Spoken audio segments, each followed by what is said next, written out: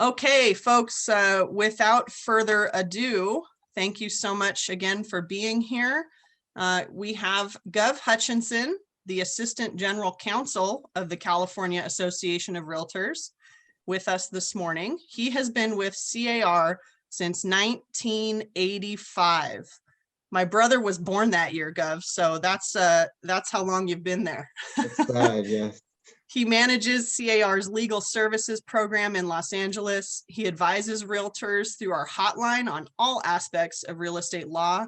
He trains and supervises the other wonderful attorneys helping us out on that hotline. He received his bachelor's degree in history from this university called Princeton. You may have heard of it, and his Juris Doctorate from the University of Pennsylvania.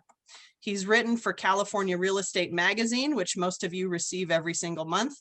He's co-authored CAR's continuing education courses. He's a master instructor for education division of CAR with certification from the California Department of Real Estate. And he regularly speaks to association boards of realtors, which we are so appreciative of your time. So without further ado, Gov, why don't you go ahead and go into your presentation? And for those of you out there, if you have questions for Gov, just click on that little Q&A box at the bottom of your screen, and we will gladly get to those if we're able. Thank you, Gov, for being here. My pleasure. Good morning, everybody. Yeah, I'll keep track of the Q&A also. Good to be here. As Kelly said, it'd be nice to be there in person, and I think that's coming. So my update is going to be, I'll talk about COVID first, then I'll talk about sort of three big things, then a bunch of little things. How about that? Okay, the COVID thing, of course, everyone wants to know is when are things going to open up? And the answer is soon. I think the three big things we're all looking for are number one, open houses, number two, changes or elimination of these cleaning protocols, and number three, it'd be nice if we didn't have to do the PED form every single time we visited a property. Right. These things are in play, but they haven't happened yet. I don't want you to hear that anything is actually officially changed yet, but there's a lot of movement towards that. It should happen pretty soon. Just stay tuned is all I can say. And if we don't get, actually, Sarah, we've been meeting with the governor's people, and they agree with us, and they're promising to put it in writing. If they don't put it in writing soon, we're actually going to take some other legal measures probably to make it happen, because it's frustrating that as other industries open up, the real estate business is pretty much under the same rules as a year ago, or almost a year ago. So, and we understand that frustration, and I think we're going to have some changes soon. If you have any questions, you can ask them, but just officially, nothing has changed yet, right? Nothing has changed right now. Actually, what has changed is as we go into these, as pretty much every area is no longer in the purple tier or the red tier, everyone's in the orange or the yellow tier. There have been some openings as far as holding events or gatherings. A gathering is a more informal thing. An event is a more serious thing, and there are different rules for each one, which we have on our website. But the point is, you can, depending on what tier you're in, have gatherings, informal from like, 25 to 100, more formal with a seating chart, or you can have even more people. If you want details on that, please call the hotline or go to our website, because there are new rules that just came out regarding events and gatherings. No new rules yet on showings and open houses. That'll probably come next, okay? All right, but let me talk about stuff that actually has happened, okay? Real stuff that actually has happened.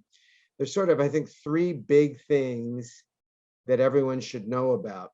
The biggest one, and I'm gonna give a forms update too. So the biggest thing is actually a new law and a new form. And that is, there's this two things that have happened this year. One is called fire hardening, and one is called defensible space. And they both are on the same form. It's a little confusing. There's a form that came out in January called the Home Hardening Advisory, right? The Home Fire Hardening Advisory. And remember, the basic rule is, now if you take a listing now, you got to figure out if you're in a very high or high fire hazard zone. And then you got to figure out if the house was built before 2010. And if both of those things are true, if your listing is in a high or very high fire zone and it was built before 2010, there's this new law and this new form you got to give to the buyer, right? The home fire hardening form, the HHDA. And on that form, the seller has to answer 6 questions. They got to disclose if they have a wood roof, or if they have single pane windows, or if they have gutter covers that are combustible, or if they have landscaping that's within 5 feet of the house. The point is, the seller doesn't have to change anything on their property, but they have to disclose to the buyer that they may have certain features on the property that make it less safe than it could be in the event of a wildfire. Now, the reason this form is only required on sales of properties built before 2010 is because everything built after 2010 in a very high or high fire zone was built under the new fire building code. And it doesn't have a wood roof. It's got dual pane windows. It doesn't have combustible landscaping within 5 feet from the house, etc. So the purpose of this disclosure is to say to the buyer, hey, buyer, I'm selling you a house. It's in a fire zone, but since it was built before 2010, it wasn't necessarily built in the most fire safe way possible. So I've got to tell you these things. I've got to just give you general information. Fire hardening is a good thing. And I've got to give you specific information about certain features of my house. Okay, so that's the basic rule. Seller doesn't have to fix anything. They just have to disclose. Which means one thing, but realtors have to figure out is, how do I know if my listing is in a high or very high fire zone? Remember, if you live in California, there's 4 possibilities. Number 1, you're not in a fire zone. Number 2, you're in a moderate fire zone. Number 3, you're in a high fire zone. Number 4, you're in a very high. This form is only required in the last 2. How do I figure out what zone I'm in? You go to your NHD report. Your NHD report has 2 fire zones. One very high zone, and one is called wildland fire area, state responsibility area. If neither box is checked, you're not in a zone. If the very high fire zone box is checked, obviously you're in a very high, you got to do the form if it's built before 2010. What if the other box is checked? The one that says wildland fire area, subject to substantial forest fire risk, state responsibility area. Well, that means you're either in a moderate or a high. But I just told you the form is only required if you're in a high. So how do I figure out if I'm in a high or a moderate? Well, then you go talk to your NHD rep. And they can tell you that even though the form itself just checks that one box, they can tell you whether that means high or moderate. By the way, I know a lot of offices are taking the position, if we're in any type of fire zone, we're going to provide this form. And there's nothing wrong with that. But if you only want to provide the form if it's absolutely required, you have to go that extra step of sort of digging to see if it's actually a moderate or a high zone. The other box, very high, if that's checked, you got to do the form if it's a pre-2010 house. Okay. Now that we're just sort of getting used to this, because that law has only been around since January 1st, there's a whole nother new law coming into effect July 1st regarding defensible space disclosure. Now, the Forms Committee could have made a whole different new form, the new defensible space disclosure form. But the Forms Committee decided to combine the defensible space form with the fire hardening form. So 2 months from now, this brand new HHDA form, this home fire hardening form you've just been dealing with for 4 months, is going to be replaced by a slightly different form called the Fire Hardening and Defensible Space Advisory. So the HHDA is going to be replaced by the FHDS, Fire Hardening Defensible Space. So here's the deal with that. There's already a law in California that says if you're in a high or very high zone, you have to have 100 feet of defensible space. That's already the law. Plus, there's some local counties and cities that have their own more restrictive vegetation management or defensible space laws. So what is the new law saying on January 1st? Well, first of all, it's going to say in the entire state, if you're in a high or very high zone, there's going to have to be some type of certification. So once again, it only applies if you're in a very high or high zone. Now, this defensible space requirement is already required in California in these zones. In fact, it's required in some places that aren't in these zones. If you're in a mountainous area, a brush covered area, forest covered area, you're supposed to have defensible space right now. But this new disclosure only applies if you're in a very high or high. So once again, if you're not in a very high or high, you don't need the fire hardening part and you don't need the defensible space part. But let's say you figure out that your listing is in a high or very high. Well, guess what? The defensible space part is required even if it was built after 2010. So between now and July 1st, this form is only required on homes built before 2010 in a high or very high. Starting July 1st, this form will be required on all sales in a high or very high, regardless of when it was built. Okay, so here we are, July 1st. What do I got to do? Well, the fire hardening is going to be the same. But what's the rule on defensible space? You will see on the form, when the form does come out, that there's 4 possibilities. One of them is there's no local vegetation management ordinance. We just have the California law. In that case, there's 2 possibilities. Number one is if for some reason the seller has obtained certification from the Cal Fire in the last 6 months, saying that their property is in compliance with the state defensible space law, then they will provide that documentation to the buyer. I don't think that's going to be very common. I don't know too many people who just happen to have certification from Cal Fire in the last 6 months that their property is in compliance. But if there is any seller in that situation, they simply will give their documentation to the buyer. Second, more likely situation, the seller has not received any documentation. The form and the law says the buyer, within 1 year after close, will obtain the certification that their property is in compliance. We just talked to Cal Fire yesterday. They are ramping up personnel so they will have enough people to be able to provide this service when the law starts taking effect.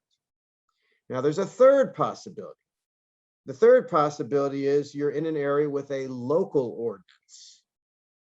Some of these local ordinances actually say the buyer has to obtain compliance in less than a year, maybe 6 months after close. So that's a third possibility. And then there's a fourth possibility, which is there's a local ordinance, a local vegetation management or defensible space ordinance in your area that actually requires the seller to get the certification before close of escrow.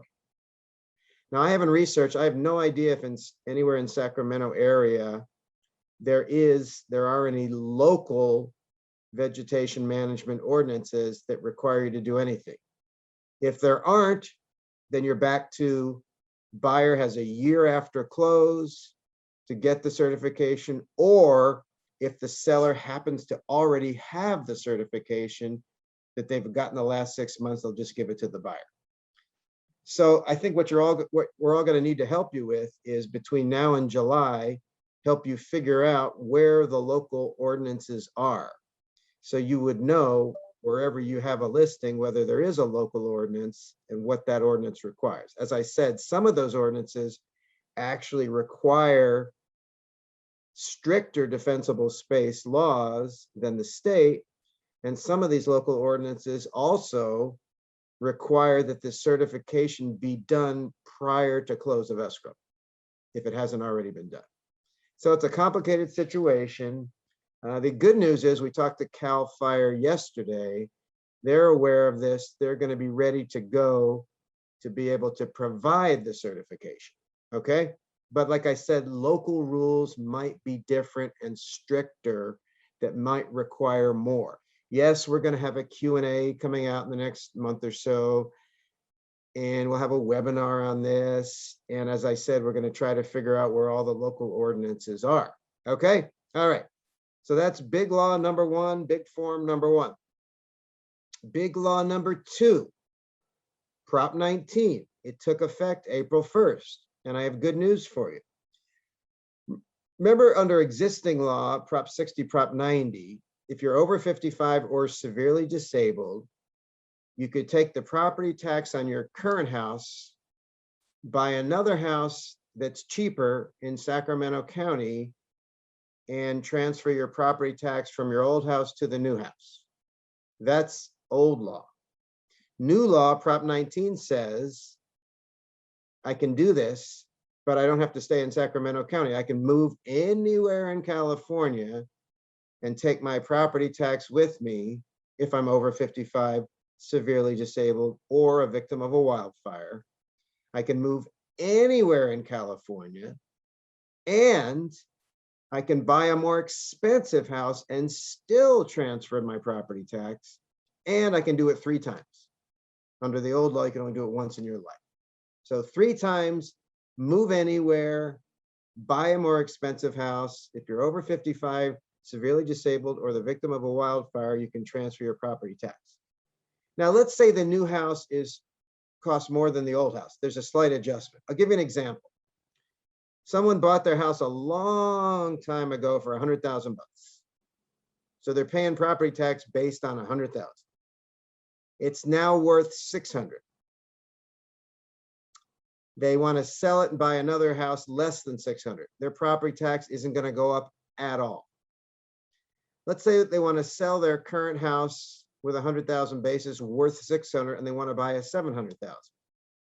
What's their property tax basis going to be on the new house? It's going to be the 100 plus 100, the difference between the 700 purchase price and the 600 sales price. So they're going to have a property tax basis of 200,000 rather than 700, which it would have been before Prop 19. So that's good news. Now, here's even better news. The question has come up, well, I sold my old house back in January, last October, whatever, but I didn't buy the new house yet. Can I take advantage of Prop 19, even though I did one leg of the deal before April 1st, and now I'm going to do the second one after April 1st, can I still transfer the property tax? The Board of Equalization came out with an opinion saying yes. Pretty much it seems like every assessor in California is following that opinion. And even if they don't, we have legislation pending that we're pretty sure is almost definitely going to get passed anyway, that's going to make that official anyway. But even before that happens, it looks like the assessors are doing it anyway. So the good news is, even if you did one part of this transaction before April 1st, and yet do the second part after April 1st, you can still transfer your low property tax basis. So that's good news, okay? Third big law that we all got to talk about, of course, is in the rental area. Now, there's a federal eviction moratorium, and there is a state eviction moratorium, both of which are scheduled to end in 2 months, on July 1st. And we haven't heard anything saying that they're going to be extended. You and I know, though, there's a distinct likelihood that they might be extended. But there's also something else going on called rental assistance. So let me talk about both of those things. Number one, right now, if you have a tenant, residential tenant who's not paying rent, maybe you can evict them, maybe you can't. It depends on why they're not paying. If they're not paying, but they don't have a COVID excuse, you can evict them right now. If they're not paying and they have a COVID excuse, you can't evict them until July. How do I know what their reason is for not paying rent? The only way to find out is to send them an eviction notice. We have the COVID version of the 3-day pay or quit. It's the COVID 15-day pay or quit, and you have to use that form for the next 2 months at least. Attached to that form is the declaration of COVID financial distress. You send that to the tenant. If they respond in 15 days with the form saying they swear under penalty of perjury, they have a COVID reason, you can't evict them. Well, what about in July? Can I evict them then? Well, if they've been paying at least 25%, no, you can't even evict them in July, but you can sue them in July for the back rent. What if they haven't been paying the 25% minimum? Then you can evict them and sue them for the money. If they've been paying the minimum 25%, you can't touch them. I mean, you can't evict them for not paying that, but you can sue them for the money. And if they don't pay the full rent in July, you can evict them. But that's assuming the law doesn't get extended on the state or federal level.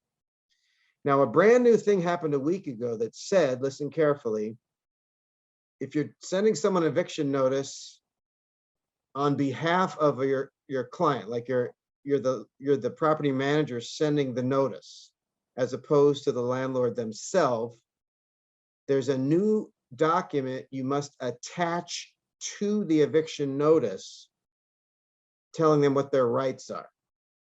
It's a federal form. This is a federal law called the Consumer Finance Protection Bureau Disclosure of Potential Eviction Protections. Don't even worry about it. We have already put this form out and attached it to the CAR pay rent or quit notice. So if you send that form, you've already automatically, as of a couple of days ago, and that law didn't take effect until tomorrow, you've already got the new federally required disclosure form already attached. Now, if for some reason you're not using CAR eviction forms, then you'd have to figure out how to get this form. But if any of you are sending out 15-day notices to pay rent or quit, and you already use the CAR form, this new federal form is pre-attached, you're good, don't worry about it, okay? What if a tenant right now it's not a question of paying rent, it's a question of they're not allowing me to show. They have subtenants they shouldn't have. They're creating a nuisance. They're committing crimes. They're damaging the property. They have pets they shouldn't have. You can evict them right now. What about a third category? What about the tenants who they're not doing anything wrong?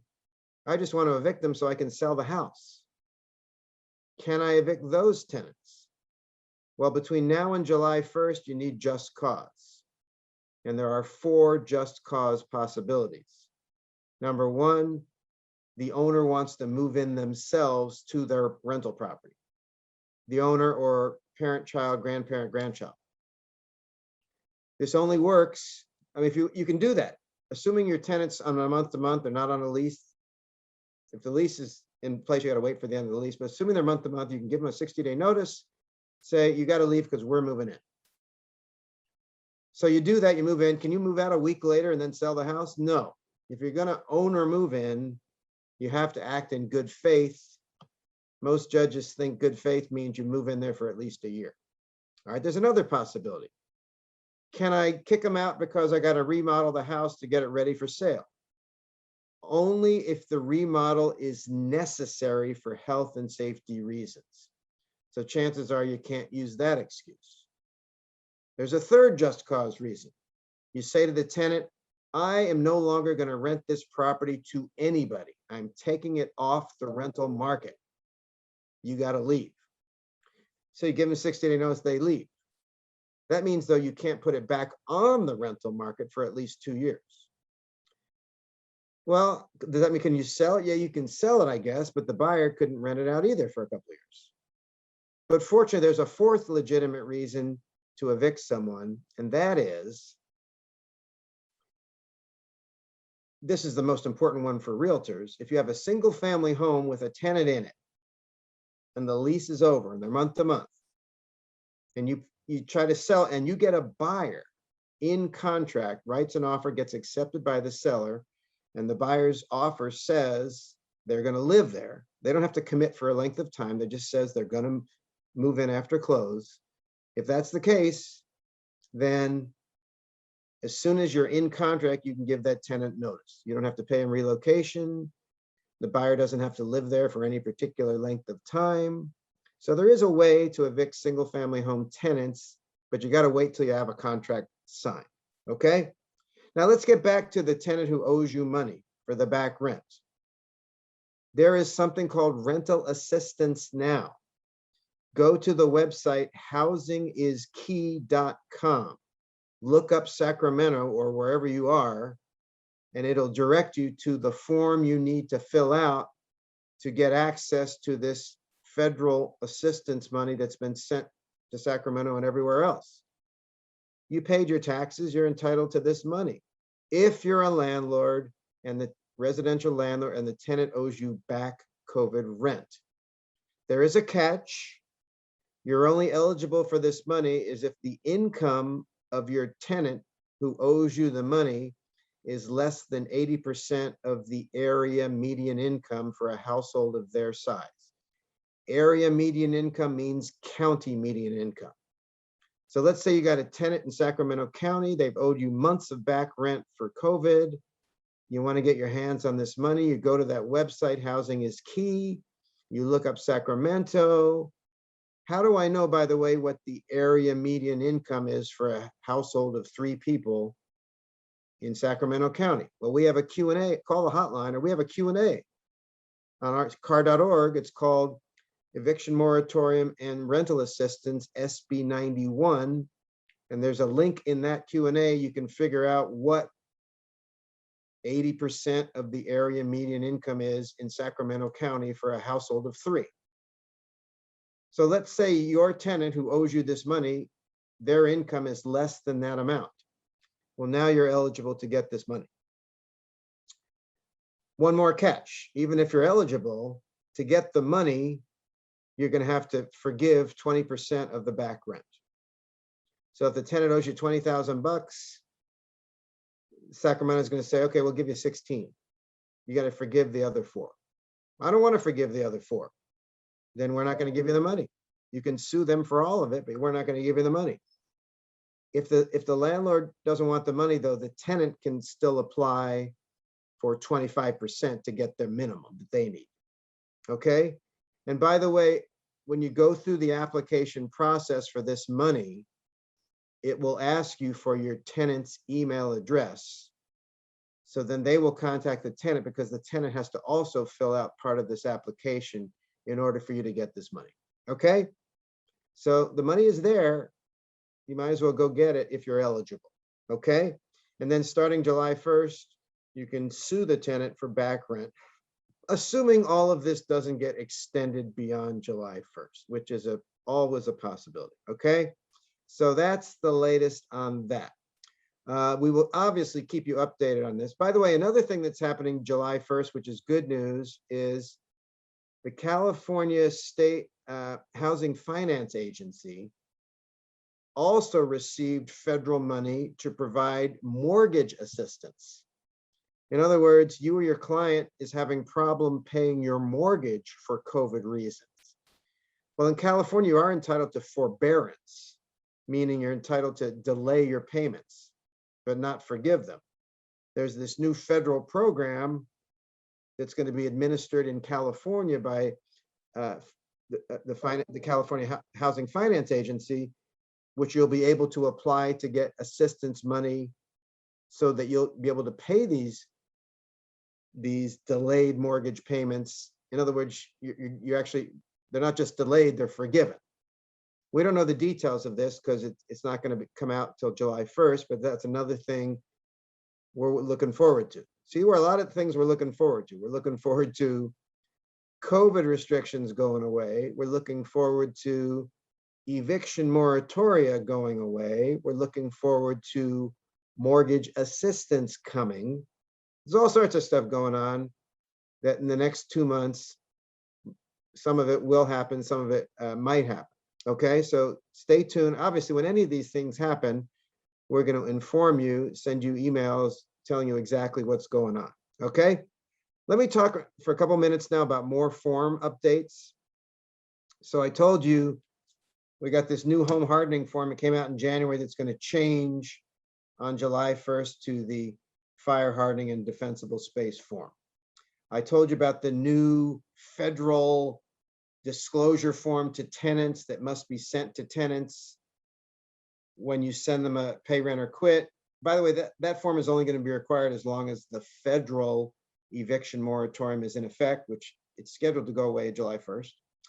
Third, brand new form coming out at the end of June is going to be a form called transfer of listing. You ever had a situation where you got a salesperson, they have a listing, and right in the middle of the listing, they want to change offices? Obviously, it's the broker's listing. The broker doesn't have to allow the tenant to take the salesperson to take the listing with them.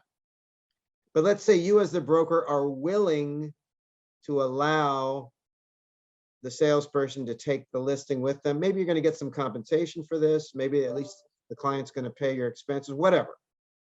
There's now a form that'll be out there which will be able to enable you to document the transfer of the listing to the new office, release of liability, possible compensation, reminding the new broker they're going to have to do a new agency form, et cetera, et cetera. I think it's a helpful form. You'll like the form. It's a good form. Transfer of listing. So 3 new forms coming out end of June. The updated fire hardening and defensible space. Actually, one already came out, the new federal eviction disclosure, and then the new transfer of listing. Are there going to be any significant form changes end of June? Just a couple worth mentioning. The listing form, your standard listing form, is going to have a paragraph on the buyer love letters. Remember, there's already a section of the fair housing addendum, which we encourage you to use, talking about that. Well, there's going to be a whole paragraph on the listing form, basically, where the seller is going to decide on the form, do you want the letters or not? And it's basically going to say there are risks involved by getting these letters, because once you get these letters and you learn personal information about the buyer, now you could be in a position where you could be accused in the future of bias. So if I'm a seller, I don't want to know any personal information about the buyer, which is why I don't want their letter. But some sellers are going to say, I understand the risk, I still want the letters. So the seller is going to decide on the listing, do they want the letters or not want the letters? And it's also going to say if they want the letters and they rely on them, they're acting against the advice of their broker. Okay, so that's coming. There's also going to be, it's more commonplace now that sellers sometimes order a lot of their reports and disclosures before they sell the house. So there's going to be, on the actual listing form itself, there are going to be a lot of check boxes where the seller can indicate, do you want to order the termite early? Do you want to order HOA docs early? Do you want to order the prelim early? Et cetera, et cetera. So there are nice check boxes to indicate that. Days on market. At this point, we still don't have a universal definition of days on market. It varies MLS to MLS. So there's going to be a clause on the listing form in July, basically saying, seller, when it comes to days on market, you need to talk to your broker so your broker can tell you what days on market means in this particular MLS. What we're moving towards, hopefully soon, would be universal rules on defining days on market, and also universal rules on defining coming soon and what you can do in the coming soon status and what you can't do in the coming soon status. But these are rules that haven't happened yet. So when they happen, obviously there'll be changes. But right now it's just sort of, when it comes to days on market, there's just going to be a section, seller, talk to your broker. If you want to know what days on market means where you are, talk to your broker, because it depends on what MLS you're in. Okay. The statewide buyer and seller advisory form, you know how that form keeps growing? Well, it's going to keep growing more. There's going to be a new section on sea level rise, which I don't think is a big issue where you are. There's going to be a new section on home hardening. And there's going to be a new section on wildlife, because some people have bears walking into their backyard and hey, the realtor never told me a bear might walk into my backyard. Well, yeah, they did. It was on that form, which warned you sometimes properties built encroach on wild areas and wildlife might come into the property. Remember the whole purpose of the statewide buyer and seller advisory? It's so your clients can't come back and say, my realtor never told me about that. They never told me about home hardening. They never told me about sea level rise. They never told me about this or this or this. Well, yeah, you did, because you gave them the form which told them about it. Every time a realtor gets sued, we add a new paragraph basically to the form This is another thing. We try to anticipate the lawsuits, actually. Okay. That's going to be a slight change. The referral fee agreement, if any of you use that, is going to say very clearly that when you give someone a referral, let's say it lasts for 12 months, it's going to say you get paid. The principal doesn't have to close a deal in 12 months. They just have to enter into contract on a deal within 12 months, and you're still entitled to get paid. The property images agreement that you sign with photographers is going to have a new section on drones, basically saying if the photographer is using drones, they know what they're doing, they're not violating the law, and they will hold you harmless if there's any problems or damages caused by the use of drones.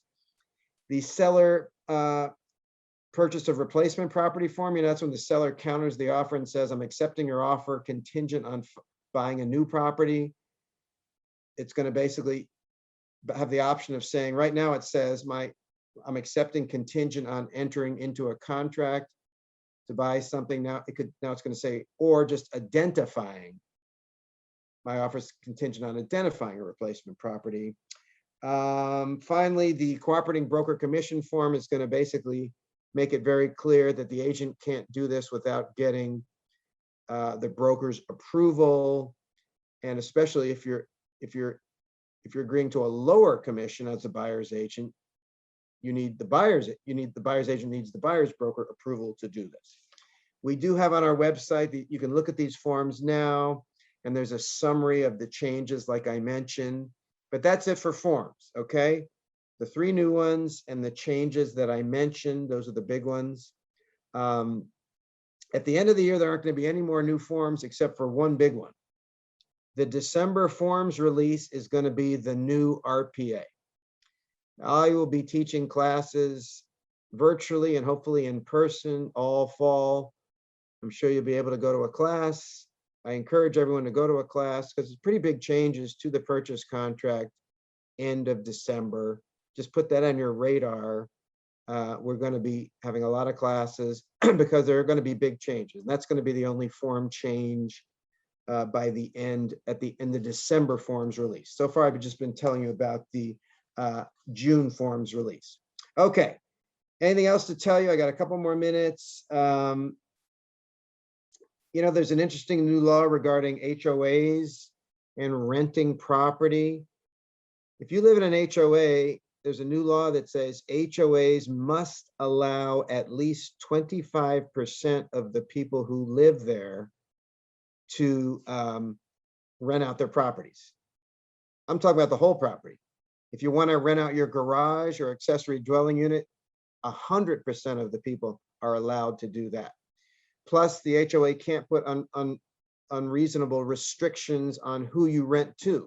They can say no short-term rentals less than 30 days, but they can't say you can only rent to single people, you can only rent to family members, you have to live there 2 years before you rent. They pretty much have to allow you to rent, but they can limit it to 25%, and they can prohibit short-term rentals.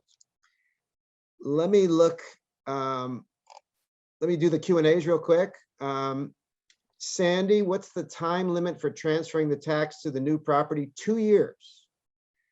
Within 2 years between the two transactions. Actually, you can buy the replacement property before you sell the old property, but there has to be within a 2-year gap.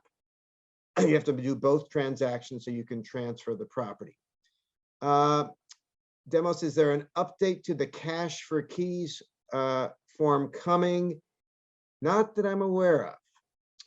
What about squatters that do not have a contract right to be there? That's a very good question. You know what's happening sometimes? I'm sure you read about it, where seller closes escrow and refuses to leave. Or just it's a vacant house and squatters move in. They have absolutely no right to be there. That's grounds for immediate eviction. The eviction moratorium does not protect squatters, and it doesn't protect sellers who refuse to leave after close. You probably heard that article about in Riverside where that seller refused to leave after close and the buyer took months to get rid of them.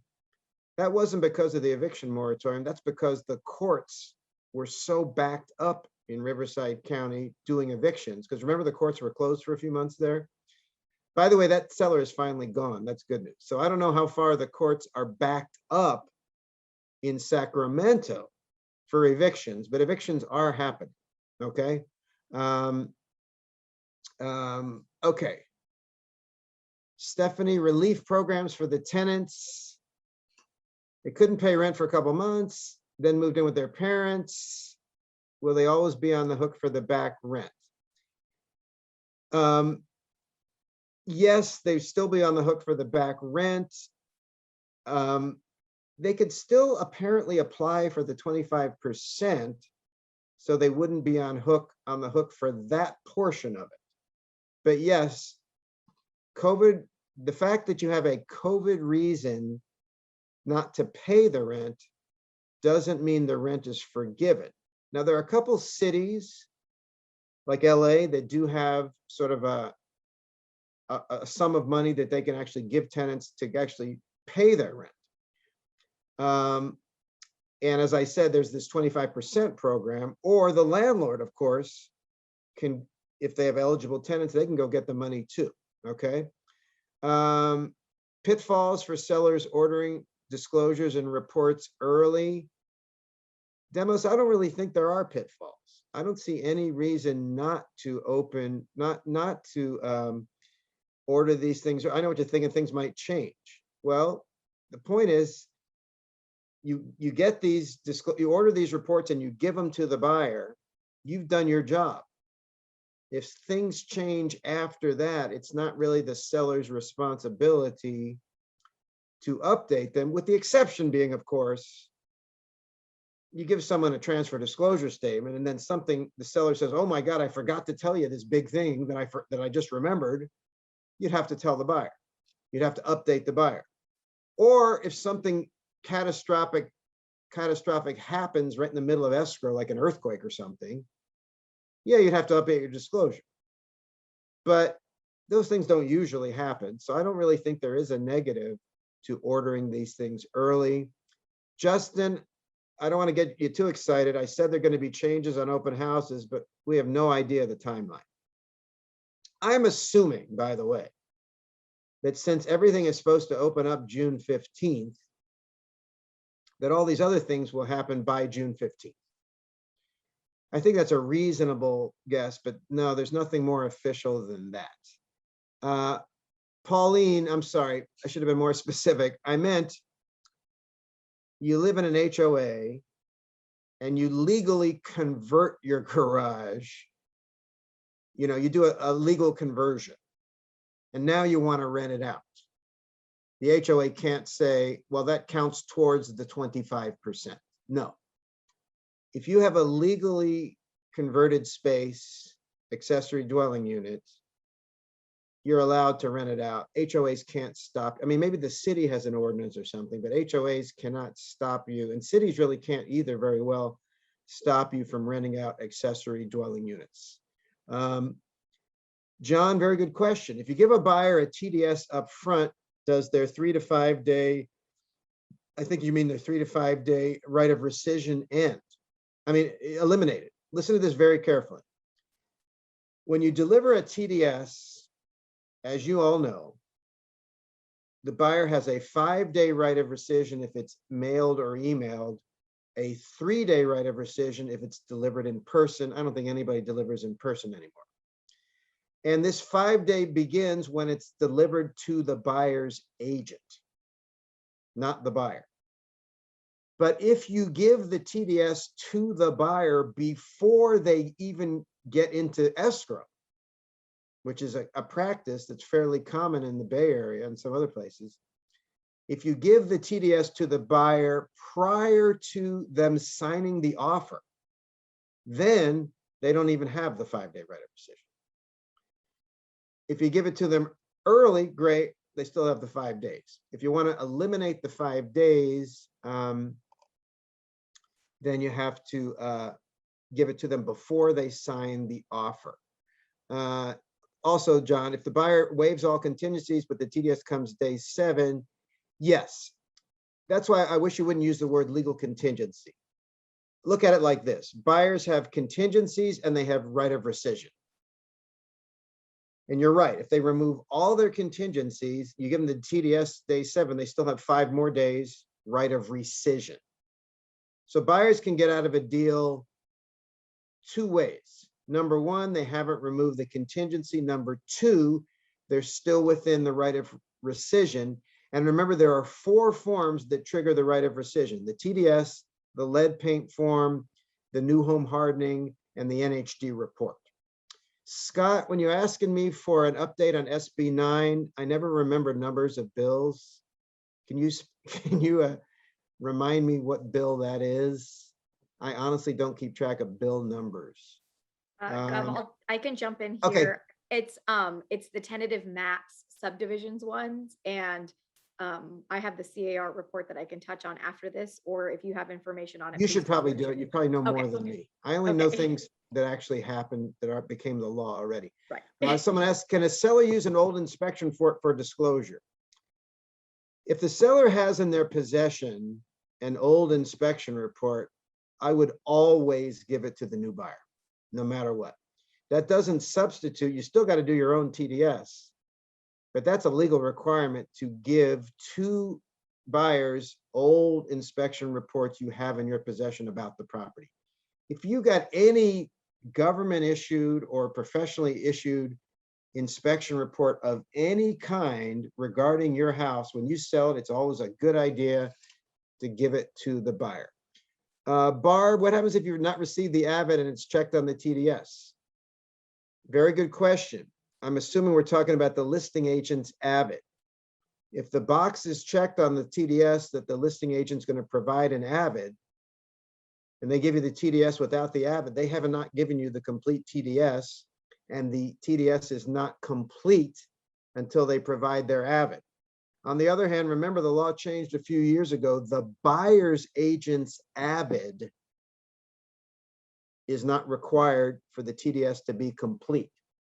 So if the seller has signed the TDS and the listing agent has attached the Avid and they give that to the buyer's agent, the buyer's 5-day right of rescission has begun, even though the buyer has not, the buyer's agent hasn't done their Avid yet. So buyer's agent, you better do your Avid early, because doing it late doesn't help your buyer at all. Finally, Pauline, if the TDS is attached in the MLS, does that eliminate the 5 days? No, unless you can prove that the buyer signed it prior to signing their offer.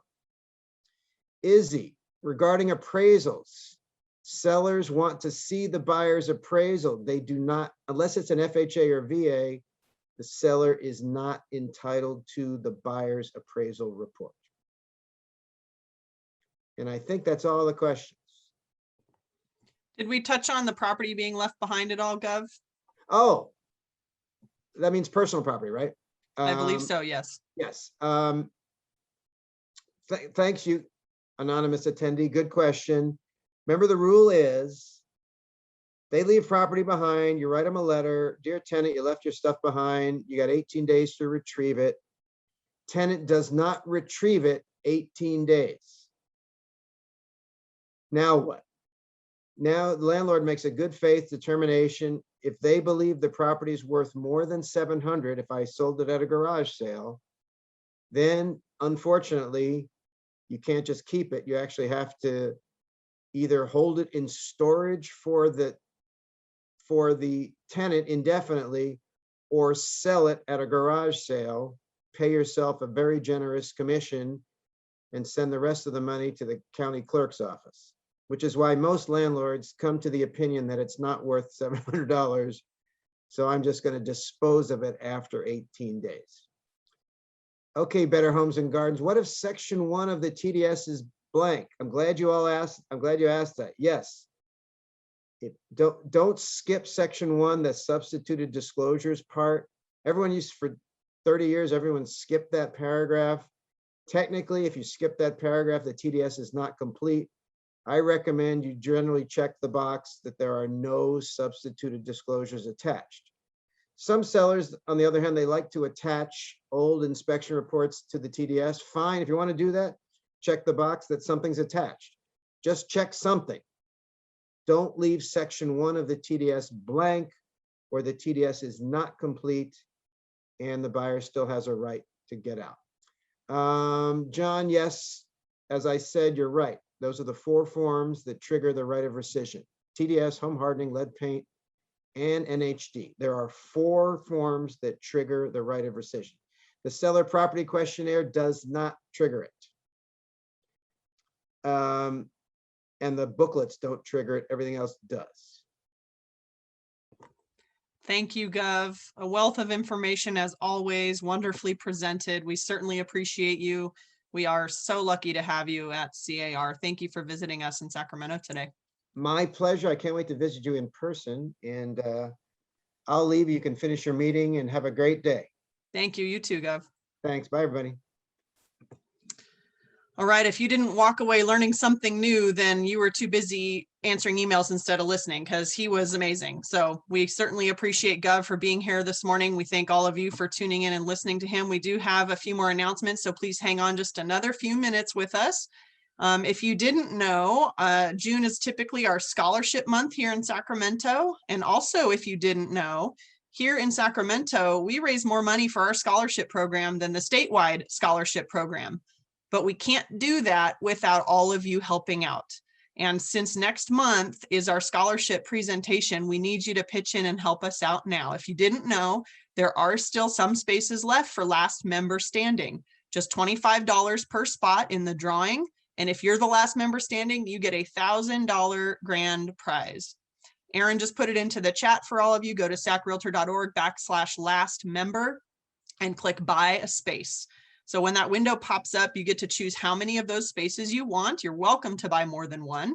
And then you'll click next into the system for that auto pick. It'll make those available spaces for you, or you can click on the grid and choose your actual numbers manually, your choice. But please help us out, support the scholarship program. We will be doing the drawing next month in June at our main meeting. So make sure you're taking care of that in the next couple of weeks before those spots are all gone. By the way, did you know we have a podcast at SAR? It's called House Keys, and we do that monthly. The Marketing and Communications Committee is featuring speakers covering a wide range of topics, of course. We've got 3 episodes already complete. Those are about property management, tax strategies, and the issue of appraisal gap. We are all dealing with that right now, I know. So make sure you tune in to House Keys, Sacramento Real Estate Lending, and more. You can find those on all major podcast hosting platforms, including Spotify, iTunes, Amazon Music, Google Podcasts, and others. So follow our podcast and get all of the information you need. Our volunteer coordinating committee has been hard at work trying to find a way to get our volunteers together and put back some effort into our community. So they have planned for all of us a Father's Day weekend car wash. Come get your car cleaned by somebody else for just $10. That money will go to our own SAR Charitable Foundation, going right back into our community. So put it in your calendars, please. Saturday, June the 19th from 10 a.m. to 2 p.m. in the West parking lot at SAR. Show up, help out, get your car nice and cleaned. Of course, if you want to invest more than $10, our charitable foundation will certainly appreciate that. So June 19th, make sure you show up. Our education committee is hard at work putting together informative and affordable webinars scheduled for you this month of May. We've got unlocking, there we go, purchasing power with the reverse mortgage. That's coming up next week on May the 12th. We've got estate planning for you coming up May 19th. And of course, staying out of court, advanced level disclosures. So if you didn't get enough from Gov this morning, make sure you take that class on how to stay out of court. That's coming up May the 26th. And don't miss it, on May the 27th, you will hear from a panel of our very own realtor female members. They are leading female realtors sharing their secrets to success. Certainly something you will walk away from with some great tips and tricks. We'll hear from SAR leaders Samantha Tove, Rosanna Garcia, Aaron Stumpf, and Zoretha Thompson, here to discuss the challenges and the opportunities of being a leader and how they have successfully maneuvered through our competitive market. Make sure you sign up. You'll get details on all of these classes in your Monday education email that comes out from SAR. And remember, if you can't attend them live, you can attend them on demand at education.sacrealtor.org.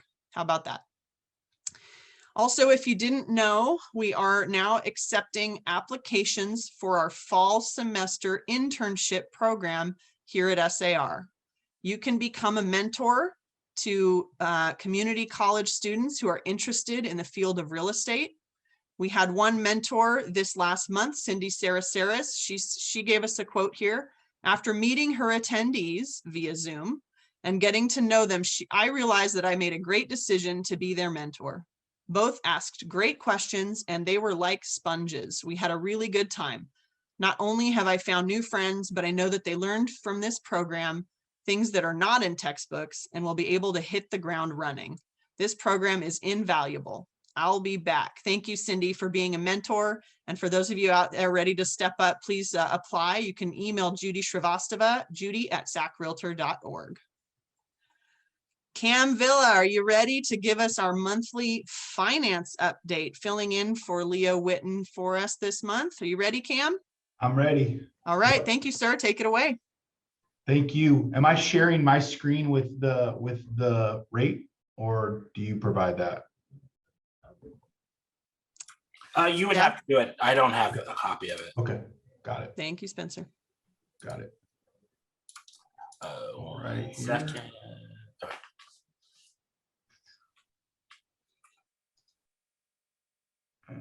There we go.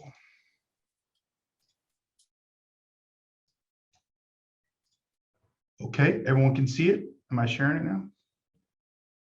Perfect. So good afternoon, good morning, everybody. I'm providing the rates. I'm Cam Villa with Golden Bay Mortgage Group. And looking at the rates, 30-year fix for a VA FHA, we're looking at 2.25%. So rates dipped down a little bit. I kind of kept the rate sheet exactly the same. I didn't change anything on here from last week. Everything was right in line. Conventional 30-year fixed, looking at a 2.875%. Something that I really want to point out to realtors, lenders alike is please ask your lender about single premium mortgage insurance. It's a very valuable tool right now. If you're finding an appraisal that's short or low, I priced it out today, an appraisal at 85% loan to value. The single premium at a 500,000 purchase price, the single premium was $1,950 to cover the entire mortgage insurance on that. So a couple other rates here, FHA, or excuse me, a conventional 30-year fixed non-owner occupied that's been very popular too. We're looking at a 3.5%. So those investment properties, very popular. And lastly, this Thursday, Leo Witten and I are having our real estate finance forum. We're having a gentleman from Lead Pops. Lead Pops is a system that helps you build your website, helps you build a lead funnel from Facebook, helps you with your marketing system. This is directed towards all affiliate members, realtors, lenders, insurance. They make it really easy for you so you do not have to do it yourself. And then therefore you're able to focus on what you're good at. Any questions from anybody? If you have any questions for Cam, please go ahead and put those into the Q&A and we'll make sure we get to them before we log off our meeting. Thank you so much, Cam, for presenting rates this morning. Thanks for all the great work that you and Leo are doing for the Real Estate Finance and Affiliate Forum. And again, if you didn't catch it, just 2 days from now on May the 6th, 9 a.m., you can hear about Lead Pops. So make sure you're signing up for our Finance and Affiliate Forum. Thanks so much, Cam. Appreciate it. Thank you. Thank you guys, everybody. And if you haven't met Carl Carlson, then I don't know where you've been, but he is here with us again this morning to talk to us about what's going on in the SAR Retail Center. Don't forget to unmute, Carl. We can't hear you yet. Okay. Don't forget to take advantage of our monthly specials. We now have them on Instagram, Facebook, and the SAR magazine. So ladies polos, you know, I just got brand new supply in, got them for 24 bucks. You have some great jewelry that it's going to be $5.99. Can't beat that. We have some zippered purses that are just fabulous, and they're for $7.99. They're leather and they're lined inside. Farming flags, I have farming flags, regular $1.49. They're 50 cents. So come in and draw some to your clients' homes. Flag style magnets for Memorial Day. And then we have feather flags, regular $62. I got them on sale for $52. Now, Tree Foundation, I know that you guys know about this, but I have flyers here that if you call the number, a forester will come out, do a site evaluation, they'll drop off in about a week, up to 10 trees, including stakes and ties. And it is a great deal. They'll set them where they need to be planted. So Sherwin-Williams paint is half price. It's a half price program. Sometimes your clients move in, move out, you know, they want to paint. 50% off of their best paint for realtors. Last year at the half price, realtors, they spent $89,000 with Sherwin-Williams in their paint. So it improves your brand. I just negotiated with Office Depot that you guys can now get up to 40% off, and they are going to give back 4% back to our scholarship. A1 Garage Doors is a great place. If you have a client that has a bad garage door, give these guys a call.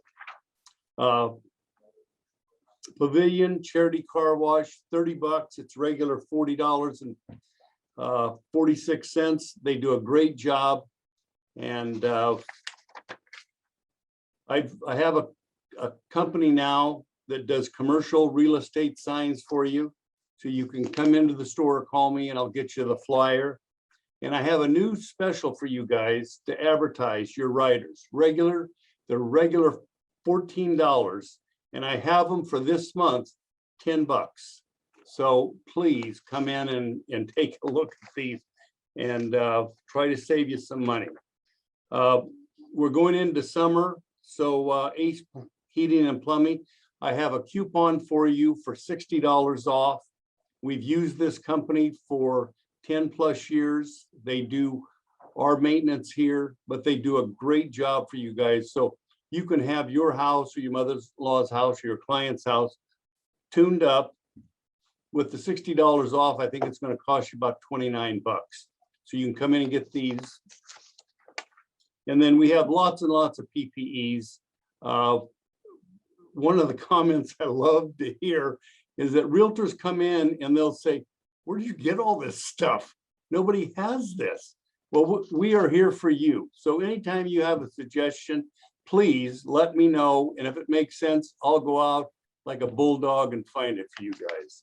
And then the last one is we have fashion forward masks.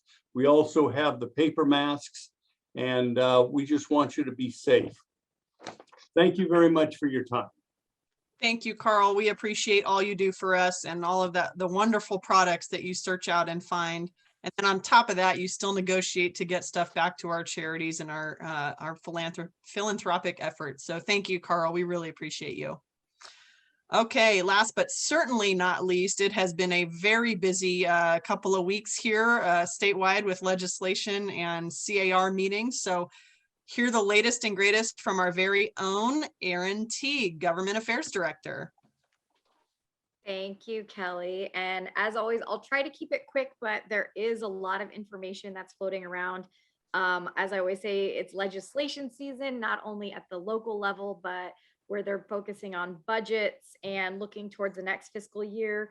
We are also in full steam ahead at the state level with budget committees and deadlines and trying to get things through, and then also at the national level as well. So I want to do a big thank you to everyone who participated in Ledge Day and helped us with our successful meetings that we hosted through the webinar with our local elected officials. And two of the bills that we focused on were SB 6 by Caballero, which is the conversion of commercial property into housing. And that is one of the pieces that CAR is focusing on a support. And then the other piece that we are opposing is ACA 7, the anti-housing constitutional amendment. And so CAR has also done a red alert on this one. And we are currently monitoring it because it would make building housing harder in the state of California. So keep an eye out if you see a red alert on that one. This piece is really important that we stop it. So, and it doesn't follow the normal timeline that the legislation follows. So again, just keep an eye out. If you see something on it, please take a minute out of your busy day to just respond. Another piece that I keep getting a lot of questions on, and I want to just keep everybody updated. It is SB 9 Atkins. It's regarding tentative maps. And this is one we're watching, and CAR has actually worked really hard with the author to put forth some amendments. So it was recently amended on April 6th. Among other things, it continues permit developers to take advantage of the expedited approval for lot splits. But the amendments reduce the number of units permitted from in the construction from 5 units to a maximum of 2 units. SB 9 also permits local governments to enact ordinances imposing a 1-year owner occupancy requirement that would sunset 5 years after the bill's enactment. The other amendment was that it would require a property owner to be able to split their lot 60-40 instead of the 50-50 that was originally introduced in the bill. So this is something, it's set for hearing again on May 5th, or I'm sorry, May 10th. May 5th is tomorrow. So May 10th, next week. So it's something that we will continue to monitor along with CAR. And if you see a red alert on some of these, it's really important to react quickly because this process is moving fast. Legislators are moving fast. They're getting lots of information. Our normal channels of communication because of COVID is still not the normal way we go about doing business. So making sure that we respond in a quick, efficient manner is what we're trying to do.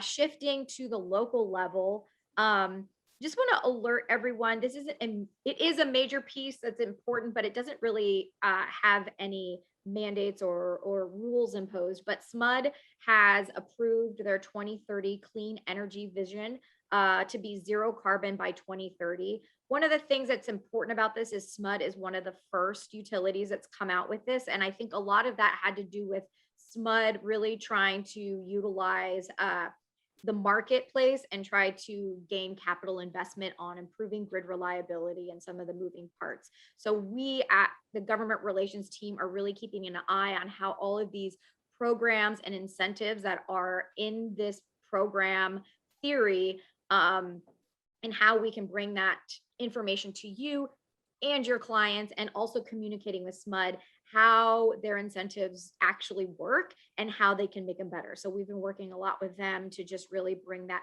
realistic perspective of what happens from start to finish when somebody is trying to use one of their incentives. So it also fits into the electrification conversation.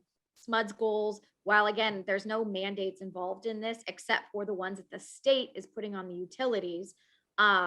We just want to keep an eye because it will go hand in hand with grid reliability, battery operation and storage, and how the utility moves forward based on its state mandates. So that's something we'll make sure. And the website, I think they've done a really great job of putting informational pieces together. So if you have a few minutes to look at that, I think it's really important and really valuable. There's also a link where if you'd like to provide feedback, that's a really welcome place to do so as well. The last thing I just really want to touch bases on, and I know you all hear me talk about it a lot, but it's electrification. And again, I will share with you, when I took this position, I had no idea that what electrification was, how it was moving forward. And I had the opportunity at the CAR meetings to talk to a lot of my peers, GADs in other areas of the state, which was a really great way to get information and see how they're talking to their members about it, and also how they're talking to their local electeds about it. The city is going to be hearing at the Law and Legislation Committee today. This is at the committee level, so it's not for the full city council. They're going to be evaluating the all electric on new construction. So I'm going to highlight new construction. This isn't retrofits. This isn't any of the different pieces that I've talked to you about before. It's regarding new construction. We've worked very closely in coalition with the North State BIA and the Sac Metro Chamber, who is trying to bring information to the council members regarding, how this will impact business, how this will impact building, how this will impact homes. And so we've stayed very tight in that conversation. One of the pieces that is going through as part of the report is an outline of the timeline that they expect to bring the ordinance forward regarding existing buildings. And that's when we start to think about retrofits. So I just want to put it on everyone's radar that they're starting to talk about it. We're at the very early stages. We've been really engaged in these conversations and how we move forward. We will be speaking at the committee to that today. But one of the things is the date that they have this going through is 2022. So while we still have a lot of work in front of us, we have a lot of time. We're going to keep talking to people. We're going to keep telling stories. We're going to keep talking about how much this impacts your clients, homeowners, the value of homes, and how we move forward, and how do we keep homes continuing to be built, and how do we keep them affordable in our region. So all of those pieces are going to be part of the conversation. I do have to say, one of the most powerful conversations I had with several of my counterparts throughout the state this last week was where they were successful in the conversation about electrification wasn't in the debate about whether we support or oppose electrification. That's not the conversation that as a trade association we're focusing on. The piece of it that we're focusing on, and the piece that keeps me up at night, is keeping it away from transactions and point of sale. So you're going to hear me talk about this a lot more as I bring more information. But I think really in the places, in the local associations where I saw that they were successful at keeping this away from point of sale was when they stayed really focused on the real estate transaction and the real estate industry, and not focused on the debate about electrification. I think a lot of us can agree that this may not be the most ideal situation for everybody. And I think some of those pieces are going to work themselves out. But for our industry, that's the space we really need to be focused on. So I will continue to bring more information and education on that. And that is my report for today. And as always, if you need more information on a bill or anything, Carter and I are happy to help. And Aaron put in the link up there for the legislature. If you're trying to look up a bill and you need more information, that is our go-to spot to find the most updated information when a bill is going to committee. So if you need more information, that's our first stop. So I will leave you with that information today, and I hope everyone has a great, productive Tuesday. Thank you, Erin. Scott asked if you are able to elaborate a little bit more at all on the upzoning portion of SB 9, or do you want to reach out to him directly? What would be easiest there? I'd like to get more information from CAR on that, just because we've just been getting our updates from them, and would like to understand more of where they're going with that. So I can respond offline for that. Okay, perfect. Thank you, Erin. Scott, she'll get back to you about that. Okay. And then, hey, Carl, if you're still on, we had a question from Dawn asking about a 40% discount at Home Depot. Can you clarify on that, please, Carl? I can. So we have a good relationship with Office Depot, and overall it can be 40%. It's more on furniture and it's less on ink and toner, and what you do is you can come into the store. We will make you a purchasing card, and when you take that in, you just show that to the cashier. Chris Clark, years ago, when she would do printing, she would take them out to, and these figures are kind of right, but so she would spend $800 every other month to do the printing. And I said, go to Office Depot and do your printing there. And I think she gets it done for like $193 through them using your purchasing card. So realtors, you guys do fancy presentations and like that. You need to go there and get a binder and have them do the printing. You will be very, very, very surprised on how much you pay and how professional it is. So come into the store and get that purchasing card. We will make it for you, laminate it, and you know, you can see some of the great stuff we have in the store. Thank you, Carl. Appreciate that. So just to clarify, that's an Office Depot discount, not a Home Depot discount. So just Correct. to clarify there. And then thank you all for joining us this morning. We appreciate your time. Our next main meeting is Tuesday, June the 8th for the scholarship presentation. So please make sure you log in. We'd love to see you. Keep an eye on our SAR website, sacrealtor.org, and on Facebook for all the latest and greatest, especially as we head toward reopening. We've got our eyes watching all of the regulations, both statewide and here locally in Sacramento. Know that your SAR leadership team is looking to open up as soon as we safely can. So keep your eyes open, your ears open, and we will keep you posted there. Again, happy May, everybody. Thank you so much for being here, and we will see you on June the 8th.